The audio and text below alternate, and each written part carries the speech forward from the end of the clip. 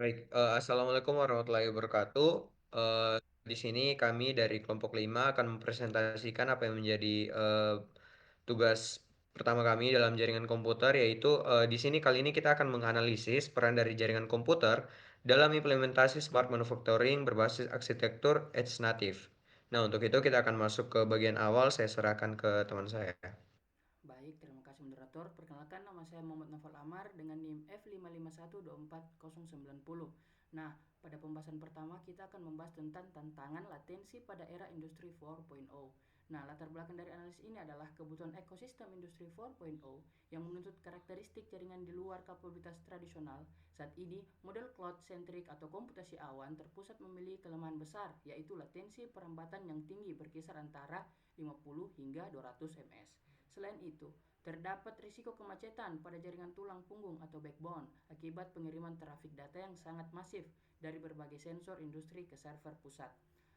Oleh karena itu, parameter jaringan seperti bandwidth, latensi, jitter, dan sinkronisasi waktu menjadi sangat krusial untuk respon real time. Next. Nah, pada pembahasan kedua ini kita akan membahas tentang solusi arsitektur Edge Native.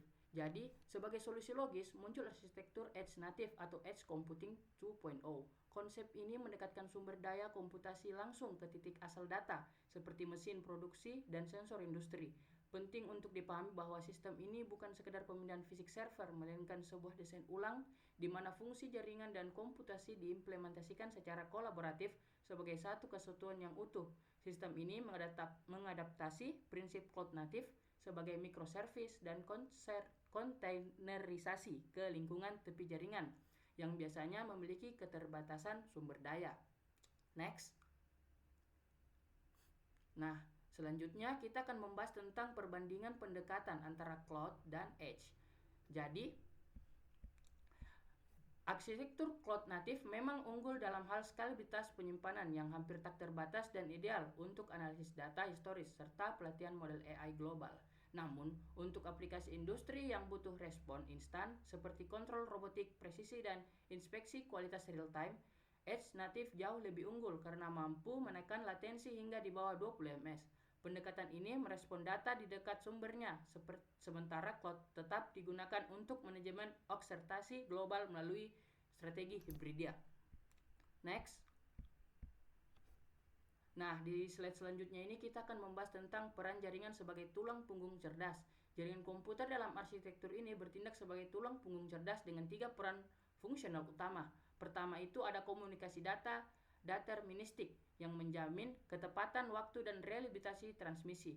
Kedua, sebagai mediator integrasi yang menjembatani perbedaan protokol komunikasi antara dunia IT atau data dengan dunia OT atau operasional. Ketiga itu memberikan otonomi tepi, yaitu menjaga ketersediaan layanan agar sistem tetap bisa mengambil keputusan secara mandiri meskipun koneksi ke pusat terputus. Selanjutnya saya serahkan kepada teman saya. Baik, terima kasih. Saya akan melanjutkan penjelasan dari teman saya. Saya atas nama Askara Andika dengan NIM F551240074. Jadi, kita masuk ke komunikasi data deterministik dan presisi. Jadi, jaringan Edge Native ini mendukung komunikasi data yang cepat dan andal dengan memanfaatkan 5G Ultra Reliable Low Latency Communication atau URLLC yang menawarkan latensi sangat rendah dan reliabilitasnya yang tinggi. Untuk menjaga kestabilan waktu pengiriman data ini digunakan time sensitive networking atau TSN, guna meminimalkan jitter. Pendekatan ini memungkinkan komunikasi antar mesin berlangsung presisi melampaui jaringan IP konvensional yang bersifat base effort. Next. Masuk ke integrasi konvergensi IT dan OT. Jadi dalam lingkungan manufaktur, perbedaan antara domain operasional teknologi atau OT dan information teknologi atau IT sering menghambat integrasi. Jadi multi access edge platform atau MEP ini berperan sebagai penghubung yang memungkinkan data dari mesin dan sensor terintegrasi ke sistem IT tanpa perubahan besar pada infrastruktur itu yang sudah ada. Next. Next. Jadi masuk ke resiliensi melalui otonomi tepi. Ya, jadi arsitektur Edge Native ini meningkatkan resiliensi dengan memanfaatkan node komputasi tepi yang mampu mengambil keputusan secara lokal saat koneksi ke cloud terganggu seperti yang teman saya sudah bilang tadi.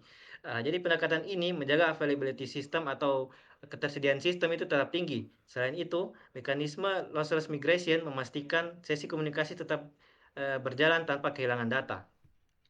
Next. Nah, untuk alur data dari device ke cloud-nya itu dimulai dari perangkat lapangan yang terhubung melalui Edge Gateway ke platform MAC atau Mobile Edge Computing itu. Nah, pemrosesan waktu nyata ini dilakukan di tepi jaringan. Sementara data penting saja yang diteruskan ke cloud untuk analisis dan optimisasi skala besar. Oke, untuk slide selanjutnya saya silakan ke teman saya. Baik, sebelum lanjut, perkenalkan nama saya Muhammad Fakih Al-Habsyi dengan NIM F551240080. Kita masuk ke komponen utama arsitektur jaringan.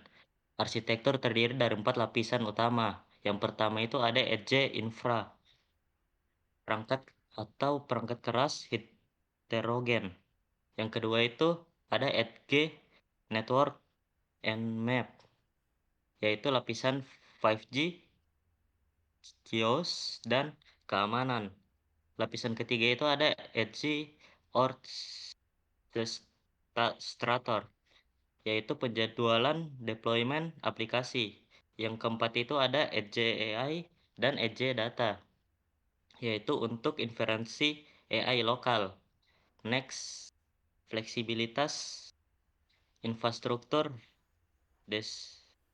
Sistem ini menerapkan decoupling, yaitu pemisahan peran perangkat lunak aplikasi dari perangkat keras fisiknya.